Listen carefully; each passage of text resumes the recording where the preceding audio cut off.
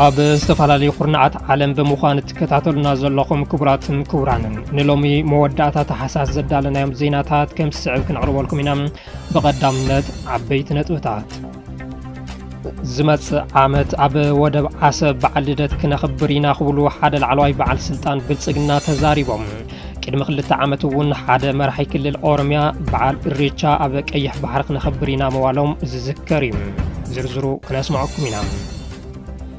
ንባዕሉ ሓይሊ ሰላም ኢሉ ዝጽውዑን ሓራ መሬት እናበለ ኣብ ዝጽውዖ ክልል ዓፋር ዝርከብን ዕጡቕ ሓይሊ ዓብዪ ኣፈላላይ ከም ዝተፈጠረ ተሓቢሩ። እቲ ዕጡቕ ሓይሊ ብኸባብን ስልጣንን ኣብ ምብላዕ ከም ዝርከብን ነንባዕሉ እናተሓላለወ ከም ዝርከብን ምፍላጥ ተኻኢሎሎም። ብቐዳምነት እንድህሶ ዛዕባ ክኸውን እዩ። መራሒ ተገንጸልቲ የመን ናብ ሕቡራት ዓረብ ኤምሬትስ ከም ዝሃደመ ተገሊጹ።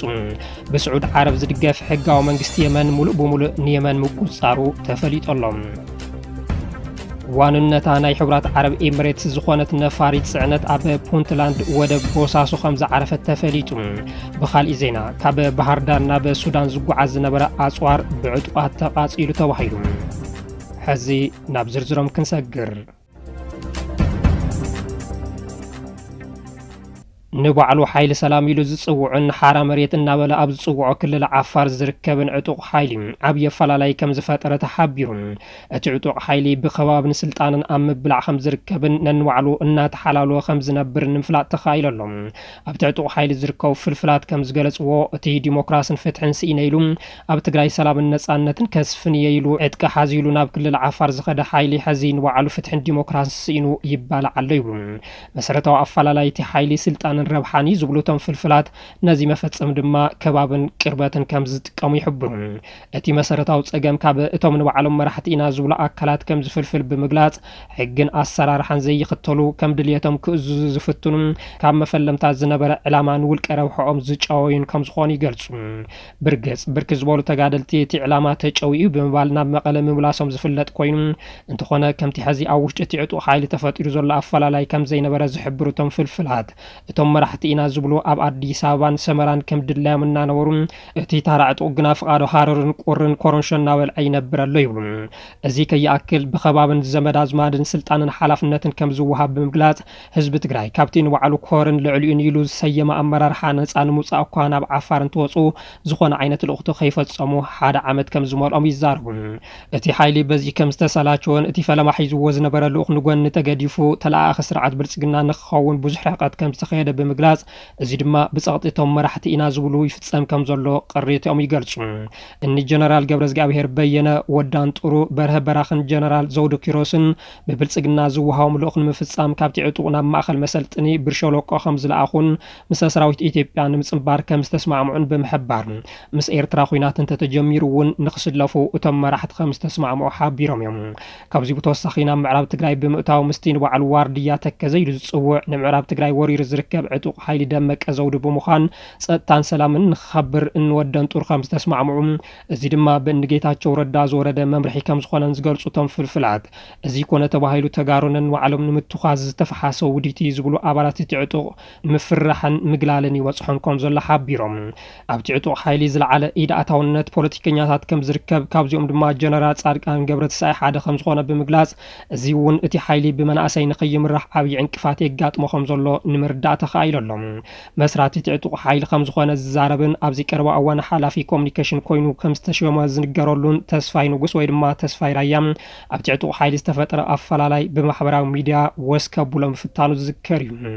ተስፋይ ራያ ኣብቲ ኣመራርሓ ናይ ቲፒኤፍ ቃልሲ መናእሰይን ክርኢ ኣይንደልን ዝብሉ ኣረጋውያን ገጢሞምና ኣለዉ። እዞም ሰባት እዚኦም ሽሞም ኣብ ኦፕሬሽናል እምበር ኣብ ስትራቴጂካዊ ምሕደራን ኣመራርሓን ዘይተዓደሉ ብሽሞም ዝሓድሩ ቃልስና ጎቲቶም ህዝብና የሳቀዩ ኣለዉ ብምባል ጥርዓን ናይ ዘቕረቡ ኣባላት እቲ ዕጡቕ ኣብ ማሕበራዊ ሚድያ ምልጣፉ ዝዝከር እዩ። ትሕዝቶቲ ጥርዓን ድማ ከባቢያውነትን ዓልየትን መሰረት ዝገበረ ውዳበ እናሰፍሐ ምኻዱ ጸረ ዲሞክራሲ ምስፍሕፋሕ ጭቆናን ምህላው ኣብ ምደባ መሪሕነትን ስታፍ መሓውርን ወዲ ከባቢ እናተባሃለ እምበር ዓቕምን ብቕዓትን መሰረት ዝገበረ ከም ዘይኮነ ዝሕብር እዩ። ኣብቲ ዕጡቕ ሓይሊ ሓላፊ ሎጂስቲክ ከም ዝኾነ ዝንገረሉ ተመስገን ዳዊት እውን ተመሳሳሊ ቅሬታታት እናገለጸ ዝርከብ ኮይኑ ብላዕለዎት መራሕቲ ቲፒኤፍ ኣነ ብጣዕሚ ጸጊሙ ሰጊሙኒ ኣማሪረት ይጸገም ካብ ዓቕመይ ብላዕሊ ኮይኑ ቃልሲ ከቋርጽ ይፍተነሎ ብምባል ቅሬቱ ገሊጹ ኣሎ መራሕቲ እዚ ተረዲእኹም መፍትሒ ክሳብ ትገብሩለይ ስራሐይ ክሰርሕ እየ ተዘይተፈቲሑለይ ግን ናብ ህዝበይ ዘሎ ነገር ክናገር ክግደድ እየ ንጸገመይ ደጋጊመ መፍትሒ ጠይቀ ፍታሕ ስለ ዝሰኣንኩም ነዚ ክጽሕፍ ወሲነ ኣለኹ እዚ ብምንጋረይ ምክንያት ንዝመጸኒ ነገር ኩሉ ክጻወር ወሲነ እየ ዝዛረብ ዘለኹ ብምባል ኣብ ገጽ ፌስቡክ ጽሒፉ እዩ እዚ ነቲ ኣብ ውሽጢ እቲ ዕጡቕ ሓይሊ ተፈጢሩ ዝበሃል ዘሎ ኣፈላላይ ሓደ መረጋገጺ ዝብሉ ገለ ወሃብቲ ርእቶም እኒ ጀነራል ወደን ጦርን በርሀ በራኽን ንስልጣኖምን ረብሓኦን እምበር ዝኾነ ናይ ህዝብን ዓድን ሓልዮት ከም ዘይብሎም ምስክር ይብሉ እኒ ወደን ጦር ቅድም ክብል 26 ኣባላት እቲ ዕጡቕ ኣሲሮም ኣብ ኢድ ሰራዊት ምክልኻል ኢትዮጵያ ንኽኣቱ ምግባሮም ዝዝከር ኮይኑ ኣብዚ ቀረባ ካብ ቤት ማእሰርቲ ዝወፀ ሸዊት ቢቶም እቲ ሓቂ ኣብ ቀረባ እዋን ከቃልዑ ምባሉ ዝፍለጥ እዩ ዝመጽእ ዓመት ኣብ ወደብ ዓሰብ በዓል ልደት ክነብዕ ኢና ክብሉ ሓደ ላዕለዋይ በዓል ስልጣን ብልጽግና ተዛሪቦም ዝመጽእ ዓመት ብርግጽ ኣብ ታሪኻዊ ወደብና ዓሰብ በዓል ልደት ክነብዕ ኢና ክብሉ ኣብ ወግዓዊ ገጽ ቲክቶክ ናይ ቪድዮ መልእኽቲ ዘስፈሩ ኣባል ፓርላማ ኣምባሳደር ዲና ሙፍቲ እዮም ህዝቢ ኢትዮጵያ ህዳሴ ዘይከኣል እዩ ንዝብል ክኢሉ ሰሪሑ ኣርእዩ እዩ ከም ዓድዋ ዝመሰለ ዓወት ኣመዝጊቡ ዝበሉ ኣምባሳደር ዲና ሙፍቲ ኣብ ዝመጽእ ዓመት ናብ ታሪኻዊ ወደብና ዓሰብ ክንምለስ ኢና ክብሉ ገሊጾም ንሰበ ስልጣኖ ብኩሉ ዓይነት ማሕበራዊ ሚድያ ስራሕቲ ፕሮፓጋንዳ ንኽሰርሑ ትእዛዝ ዘሕለፈ ስርዓት ብልጽግና ኣብ ቲክቶክ ተጸፊኦም ካብ ዝውዕሉ ኣመራርሓቲ ስርዓት ሓደ ኣምባሳደር ዲና ሙፍቲ ከም ዝኾኑ ዝፍለጥ እዩ ኣምባሳደር ዲና ካብ ቀረባ እዋን ጀሚሮም ኣብ ጉዳይ ዓሰብ ዝተፈላለዩ ርእቶታት እናሃው ዝርከቡ ኮይኖም ሕዚ ድማ ቀጻሊ ዓመት በዓል ልደት ኣብ ዓሰብ ከም ነኽብሮ እርግጸኛ እየ ክብሉ ተሰሚዖም ኣለዉ ቅድሚ 2 ዓመት እውን ርእሰ ምምሕዳር ክልል ኦሮሚያ ኣይተ ሽመልስ ኣብዲሳ ኢሬቻ ቀጻሊ ዓመት ኣብ ቀይሕ ባሕሪ ክነብዕሎ ኢና ኢሎም ምንባሮም ዝዝከር እዩ ይኹን እምበር እቲ ዝበልዎ ከይተሳኽዐ 2 ዓመታት ሓሊፍዎም ኣለዉ ድሌት ኣምባሳደር ዲና ሙፍቲ ኸ ይዕወት ዶ ይኸውን ዝብል ሕቶ ንጎኒ ገዲፍና ሰበ ስልጣን ብልጽግና ኣብ ልዕሊ ላዕላውነት ሃገር ኤርትራ ዘካይድዎ ዘለዎ ወፍሪ ግና ንስርዓት ሻዕብያ ዘቆጥዖ ዘሎ ይመስል ኣብ ዝሓለፈ ሰሙን ጀነራላት እቲ ስርዓት ንወደብ ዓሰብ ዘካተተ ካርታ ኢትዮጵያ ዕላው ምግባሮም ስዒቡ ብዙሕ ዘዘራረበ ኮይኑ ሰራዊት ምክልኻል ሃገር ግና ከም ትካል ኣይውክለንን ብምባል ንባዕሉ ንኽከላኸል ፈቲኑ እዩ እቲ ምስሊ ካርታ ካብ ዓበይቲ ሚድያታት እቲ ስርዓት ከይተረፈ ንኽልዓል እኳ እንተተገበረ ሚኒስትር ሓበሬታ ሻዕብያ ኣይተ የማነ ገብረ መስቀል ግና ንሽሙ ውድብ ብልጽግና ኣብ ልዕሊ ላዕላዊ ኤርትራ ዝገበሮ ምድፋር ኣብ ሓዱሽ ዓመት 2026 ብዝያደ ቀፂሉሉ ብምባል ምውቃሶም ዝዝከር እዩ ብዘይ ሕጋዊ መንገዲ ዝጓዓዙ ዝነበሩ ኣስታት 8000 ሰባት ኣብ ቀይዲ ከም ዝኣተው ተሓቢሩ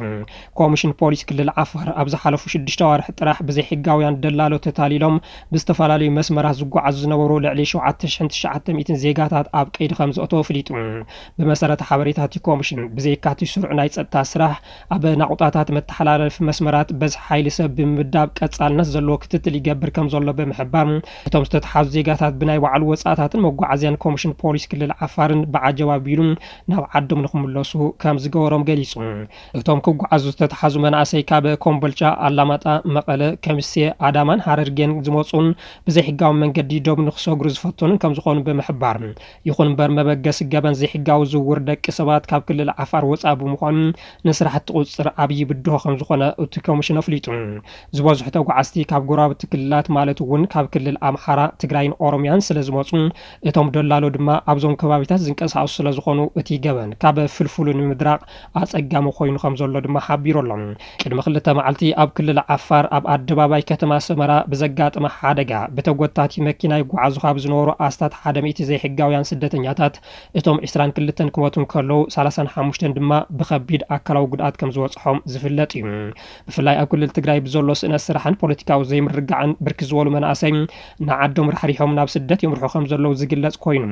ፍቃዶ ሊብያን ባሕርን ዝሞቱ ድማ መብዛሕትኦም ተጋሩ ከም ዝኾኑ እናተገለጸ ይርከብ ኣብ ኤርትራ ንዓመታት ምስ እምነትን ሃይማኖትን ብዝተኣሳሰረ ጉዳይ ኣብ ቀይዲ ዝጸንሑ ተወሰኽቲ እስራት ከም ዝተፈትሑ ተፈሊጡ ኣብ ዞባ ጋሽ ባርካ ተታሒዞም ዝጸንሑ 13 ኣመንቲ ዝተፈላለያ ወንጌላውያን ቤተ ክርስቲያናት ኣብዚ ሰሙን ከም ዝተፈትሑ ዝወፁ ሓበሬታታት የመልክቱ እቶም ኣብ ቡሽካ ዝተባሃለ ቤት ማእሰርቲ ዝጸንሑ 3 ደቂ ኣንስትዮ ዝርከቦም ዜጋታት ከም ዝተፈትሑ ካብቲ ሃገር ዝወፁ ሓበሬታታት ኣመልኪቶም ኣለዉ መንግስቲ ኤርትራ ኣብ ሕዳርን ታሕሳስን ብዘይ ክስን ሕጋዊ መስርሕ ፍርድን ንዓመታት ተኣሲሮም ዝነበሩ ዝነበሩ ኣስታት 100 ሰዓብቲ ዝተፈላለዩ ሃይማኖታት ምልቃቁ ዝዝከር እዩ ኣብታ ሃገር ኣስታት 10,000 እስራት ከም ዘለውን ኩሎም ብህፁፅ ንኽፍትሑን ሕቡራት ሃገራት ኣብ ዝሓለፈ ወርሒ ታሕሳስ ፃውዒት ምግባሩ ዝዝከር እዩ እተን ብጴንጤቆስተ ዝፍለጣ ኣብያተ ክርስቲያን ኣብ 2002 ብትእዛዝ ሓለፍቲ ፀጥታ ድሕሪ ምዕፃውን ብዙሓት ሰዓብትን መራሕትን እተን ትካላት ንኽሕየሩ ተገይሮም እዮም መራሕትን ኣመንትን ኦርቶዶክስ ካቶሊክን እስልምናን እውን ካብ ፈለማ ነፃነት እቲ ሃገር ኣትሒዙ ግዳይ ማእሰርቲ ክኾኑ ምፅንሖም ይዝከር ካብቶም ንልዕሊ 21 ዓመታት ኣብ ማእሰርቲ ዝርከቡ መራሕቲ ሃይማኖት ኣብ ልዕሊኦም ዝቐረበ ወግዓዊ ክሲ ከም ዘየለን ዛጊድ ኣብ ዝኾነ ቤት ፍርዲ ከም ዘይቀረቡን ሕቡራት ሃገራት ዝርከብዎም ተሓለቕቲ መሰላት ገሊፆም እዮም ኣብ ፈለማ ታሕሳስ ንኣስታት 18 ዓመታት ኣብ ወተሃደራዊ ቤት ማእሰርቲ ማይ ስርዋ ተኣሲሮም ዝፀንሑ 13 ሰባት ዝተፈትሑ እንትኾኑ ኣብ ልዕሊ ሓላፊ ውሽጣዊ ፀጥታ ኤርትራ ብርጋዴር ጀነራል ስምዖን ፈተነ ቅትለት ፈፂሞም ተባሂሎም ካብ ጥቅምቲ 2007 ኣትሒዞም ኣብቲ ቤት ማእሰርቲ ዝፀንሑ ምዃኖም ዝፍለጥ እዩ ኣብ መስከረም 2001 ኣብ ቀይዲ ኣብ ቀይዲ ምስ ኣተው ዝተሰወሩ 11 ኣባላት ካብቶም ብጉጅለ 15 ዝፍለጡ ቋሚ ዲሞክራሲ ክትከል ተሓታትነት ክረጋገፅን መረፃ ንክካየድን ዝጠልቡ ላዕለዎት ሚኒስትራትን ጀነራላትን ኣመሓደርቲ ዞባታትን ኣባላት ባይቶን ከምኡ እውን ጋዜጠኛታት ክሳብ ሕዚ ሓለዋቶም ከም ዝፍለጥ ተሓለቕቲ ሰብኣዊ መሰላት እናገለጹ ይርከቡ መራሒተ ገንጸልቲ የመን ናብ ሕቡራት ዓረብ ኤሚሬትስ ከም ዝሃደመ ተገሊጹ ብስዑድ ዓረብ ዝምራሕ ወተሃደራዊ ጥምረት ኣብ ዝሃቦ መግለጺ መራሒ ናይቲ ምግንጻል ዝደሊ ቤት ምኽሪ ደቡባዊ መሰጋገር የመን ብሶማሊላንድ ኣቢሉ ካብቲ ሃገር ከም ዝሃደመ ዝሓበረ ኮይኑ እዚ ድማ ንዝምድና ስዑድ ዓረብን ሕቡራት ዓረብ ኤሚሬትስን ዝያዳ ከዳኽም ከም ዝኽእል ተሰጊኦሎም እቲ ጥምረት ኣብ ዘውፅኦ መግለጺ ሓላፊቲ ብሕቡራት ዓረብ ኤሚሬትስ ዝድገፍ ቤት ምኽሪ ደቡባዊ መሰጋገሪ ኣይዳሩስ አልዝወይዲ ትማርው ዓጋምሸት ካብ ደቡባዊ የመን ከተማ ዓደን ናብ ወደብ ሶማሊላንድ በርበራ ከም ዘምርሐ ኣፍሊጦሎም ካብኡ ድማ አልዝወይዲ ብመኮንናት ኤሚሬትስ ተሰኒዩ ኣብ ነፋሪት ተሰቂሉ ናብ ርእሰ ከተማ ሶማሊያ ሞቃዲሾ ከም ዝበረረ እቲ ጥምረት ሓቢሩ ቀፂሉ ድማ ናብ አቡዳቢ ከም ዝኸደ ዕላው ገይሮሎም እቲ ጥምረት እታ ነፋሪት ኣብ ልዕሊ ወሽመጥ ኦማን እናበረረት ከላ ስርዓት መለለያ ኣጥፊኣ ኣብ ኤሚሬት ዓረብ ኣብ ዝርከብ ወተሃደራዊ መዕርፎ ነፈርቲ ኣሪፍ ቅድሚ ምዕላባ ዳግማይ ከም ዘንቀሳቀሰቶ እውን ኣፍሊጡ ካብ መሰጋገሪ ቤት ምኽሪ ደው ይኹን ካብ መንግስቲ ኤሚሬትስ መልስ ዘይተውሃቦ ኮይኑ ሰመዚ ሶማሊያ እውን ብዛዕባ እቲ ብበርበራን ሞቃዲሾ ነቢሉ ዝተጠቀሰ ጉዕዞ በረራ ዝኾነ ዓይነት ርእቶ ኣይሃቡን እቲ ብስዑድ ዓረብ ዝድገፍ ጥምረት ምስ ሓይልታት መንግስቲ ኮይኑ ኣንጻርቶም ኣብ ሰሜናዊ የመን ዝርከቡ ዓመፅቲ ሁቲ ተዋጊኡ እኳ እንተነበረ ካብኡ እንዳሓር ግን ትኩረቱ ናብ ምውሓስ ነፃነት ደቡብ እቲ ሃገር ኣቕኒዑ እዩ ኣብ ዝሓለፉ ሰሙናት እቲ ጉጅለ ነተን ምስ ስዑድ ዓረብ ዝደዋዋ ምብራቃዊ ኣውራጃታት ሓድሩሙትን ማህራን ኣብ ትሕቲ ቁፅር ከም ዘእተወን እዚ ምዕባለ ሪያድ ንሃገራዊ ፀጥታ ቀጥታዊ ሓደጋ ምዃኑ ክትገልጽ ጸኒሓ ስዑድ ዓረብ ናብቲ ዕጡቕ ሓይሊ የምርሓ ኣብ ልዕሊ ዝነበራ ኣጽዋራት ጻዕና መራኽብ መጥቃዕቲ ካብ እትፍኑ ጀሚራ ኤሚሬትስ ኣብ ውሽጢ 24 ሰዓታት ሓይላ ካብ የመን ንኽትስሕብ መጠንቀቕታ ዝሃበት ኮይና ኤሚሬትስ ድማ ዝነበረ ልኡኽ ዛዚመ ወፂእ ኣለኹ ምባላ ዝዝከር እዩ ይኹን እምበር ኤሚሬትስ ካብ የመን ክትወፅእ ዝኸኣለት ብስዑድ ዓረብ ብዝበፅሓ ኪሳራ ምዃኑ ዝገለጹ ገለ ተንተንቲ እዚ ድማ ሕዚ ሕጋዊ መንግስቲ የመን ሙሉእ ንሙሉእ ነታ ሃገር ንኽቆፃፀር ኣኽኢልዎ ከም ዘሎ እናገለጹ ይርከቡ በዚ እውን ብስዑድ ዓረብ ዝድገፍ ሕጋዊ መንግስቲ ኣብ ልዕሊ እቲ ንደቡባዊ የመን ንምግንጻል ዝንቀሳቐስ ዝነበረ ዕጡቕ ሓይሊ ብዝፈጸሞ ተኸታታሊ መጥቃዕቲ ፈረኽረኺሉ መራሒኡ ድማ ናብ አቡዳቢ ከም ዝሃደመ እናተገለጸ ይርከብ እቲ ጥምረት ኤሚሬት ንመራሒቲ ተገንጻለ ሓይሊ ካብቲ ሃገር ብኮንትሮባንድ ኣውፅኣቶ ክብል ከሲስዋ ኣሎ ዋንነታ ናይ ሕቡራት ዓረብ ኤሚሬትስ ዝኾነት ነፋሪት ጽዕነት ኣብ ፑንትላንድ ወደብ ቦሳሶ ከም ዝዓረፈት ተፈሊጡ ብኻሊእ ዜና ካብ ባህር ዳር ናብ ሱዳን ዝጓዓዝ ዝነበረ ኣጽዋር ብዕጡቓት ተቓጺሉ ተባሂሉ እቲ ብተንቀሳቓሲ ስእሊ ተሓጊዙ ዝወፅእ ሓበሬታ ወደብ ቦሳሶ ንዕጡቕ ሓይሊ ህፁፅ ደገፍ ሱዳን ሓገዝ ኣጽዋር ዝገብራ ነፈርቲ ብበዝሒ የተናገድ ከም ዘሎ ዘርኢ እዩ እቲ ኣጽዋር ገለ ካብቲ ኣብ የመን ዝነበረ ኣጽዋር ናብ ቦሳሶ ከምኡውን በርበራ ሶማሊላንድ ይጓዓዝ ከም ዘሎን እዚ ድማ ናብ ሱዳን ከም ዘምርሕን እናተገለጸ ይርከብ بحورات عرب إماراتس كم زحجز زرولو بجنرال محمد داغالو زمرح عطوق حايل بقندو كم معرفو نفرتي عريف ناب بونتلاند بوساسون سواليلاند بربران بمبرح كاونا تبقسد ما ناب سودان كتمان يالا كم زعرف كجلت صنيحيم أبز حزوان دما صعقي بررا زلو النفرتي أب بوساسون بربران يعرفا خم زلو أيوم يتم زوج صحابري تاتات زملكت زلوهم أبز حزوان سراوي السودان أب العلي عطوق حايل وهاب دقف عوتات يمزقب أب زلو وان بزحز واري قعز كم زلون أب يمن بسعود ዓርብ ዝሕፍር ስዕረት ዝበጽሓ ኤሚሬትስ ሙሉእ ብሙሉእ ገጻ ናብ ሱዳን ከም ዝዞረትን እናተሓበረ ይርከብ። ሰራዊት ሱዳን ኣብ ምብራቃዊ ኮርዳፋን ዓበይቲ ዓወታት ብምዝጋብ ቦታታት ከም ዝተቆጻጸረ እናተገለጸ ኮይኑ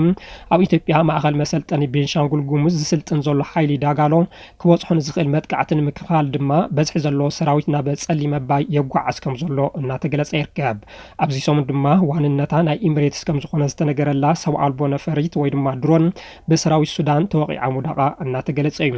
እዚ ከምዚ ኢሉ እንከሎ ካብ ቃንደር ባህር ዳር ናብ መሬት ሱዳን ገጹ እናተንቀሳቐሰ ኣብ ልዕሊ ዝነበረ ኣጽዋር ምልሻ ጃንጃዊድ ብዕጡዋት ኢትዮጵያ ከም ዝተቃጸለ ተገሊጹ ኣሎ። ካብ ኢትዮጵያ ባህር ዳር ተበጊሰን ናብ ሱዳን የምርሓ ዝነበራ ተሰሓብቲ ተሽከርከርቲ ኣጽዋር ጽዒነን ከም ዝነበራ ዝተገለጸ ኮይኑ መንነቶም ብዘይተገለጹ ዓመጽቲ ብዝበጽሐን መጥቃዕቲ እንትቃጸላ ብስእሊ ተቐሪጸን ወጽአን ኣለዋ።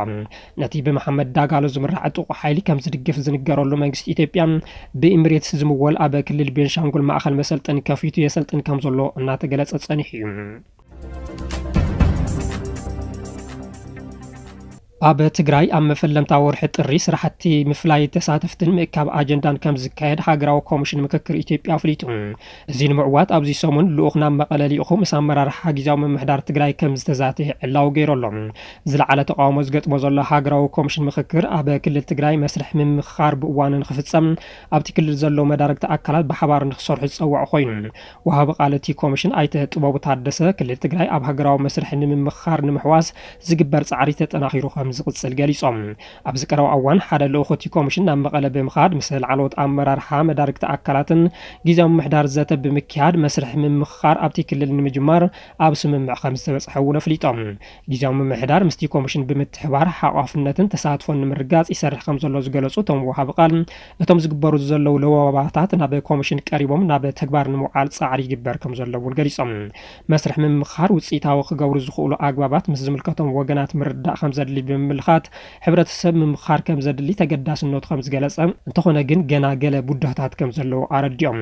ኣብዚ ሕዚ እዋን ተሳተፍቲ ብምልላይ ኣብ ወሰንቲ ጉዳያት ኣብ ምርዳእ ብምጻሕ ናብ ኣጀንዳ ምእካብ ንምእታው ምስ ዝምልከቶም ኣካላት ብምትሕባር ናብ ባይታ ንምምጻእ ይስራሕ ከም ዘሎ እውን ገሊጾም። ኣብ መፈለምታ ወርሒ ጥሪ ኣብ ክልል ትግራይ መስርሕ ኣኼባ ቅዱሳት ኣካላትን ምእካብ ኣጀንዳታትን ንምክያድ ትልሚ ተታሒዙ ከም ዘሎ ኣብቲ ክልል ዘሎ መዳርግቲ ኣካላት ነቲ ትልሚ ንምትግባር ግቡኦም ክዋጹ ይግባእ ኢሎም። እቲ ንግዜ ስልጣን ቀዳማይ ሚኒስትር ብፍላይ ንብልጽግና ድማ ብሓፈሻ ንምንዋሕ ንክሰርሕ ከም ዝተጣየሸ ዝንገረሉ ሃገራዊ ኮሚሽን ምክክር ኣብ ትግራይ ካብቲ ዝሓዞ ኣጀንዳ ዝዓበየን ዘጨንቁን ኣጀንዳታት ከም ዘለዉ ብምግላጽ እቲ ፖለቲካዊ ሽርሒ ኣብ ትግራይ ኣይትግበርን ብምባል ብዙሓት እናተቃወምዎ ይርከቡ። ቅድሚ ካልእ ዘተ ግዝኣት ትግራይን ተመዛበልትን ናብ ንቡር ይመለሱ፣ ሕገ መንግስታዊ ስርዓት ተኸቢሩ ትግራይ ኣብ ፌደራላዊ ስርዓት ዘለዋ ተሳትፎ ንክምለስን ሕቶታት ህዝቢ ትግራይ ንክምለሱን ሕቶ ዘቕርቡ ዘለዉ ሓይልታት ትግራይ እዚ ንዓይ ምልከተንን ዝብል መልሲ ድማ ኮሚሽን እቲ ምክክር እዩ። መሰረታዊ ሕቶታት ትግራይ ከይተመለሱ ምክክር ዝበሃል ቀልዲ 4 ኪሎ ኣብ ትግራይ ከም ዘይሰርሕ ዝተፈላለዩ ፖለቲካዊ ውዳበታትን ኣክቲቪስትታትን እናገለጹ ኣብ ዝርከብሉ እዋን ኣመራርሓ ጊዜያዊ ምምሕዳር ትግራይ ግና ኣብቲ ጉዳይ ከም ዝተስማዕምዐ እናተገለጸ ይርከብ። ዋላ እኳ እቲ ጊዜያዊ ምምሕዳር ብዕሊ እንተዘይገለጸን ካብቲ ኮሚሽን ዝወፁ ዘለዉ መግለጽታት ግና ነዚ ሓቂ ዘረጋግጹ እዮም። ኣብዚ ወርሒ ጥራሕ ልዕሊ 2 ግዜ ናብ ኣዲስ ኣበባ ዝተመላለሱ ፕረዚደንት ጊዜያዊ ምምሕዳር ትግራይ ጀነራል ታደሰ ወረደ ነዚ ንኸፈጽሙ ብቀዳማይ ሚኒስትር ኣብይ ኣሕመድ ትእዛዝ ከም ዝተዋሃቦም ዝግለጽ ኮይኑ ጀነራል ታደሰ እዚ ንክፍጸም ተፈቒዶም ካብ ሓይልታት ትግራይ እንታይ ዓይነት ተቃውሞ ክበጽሖም ከም ዝኽእል ብዙሓት ግምታት እናወፁ ይርከቡ።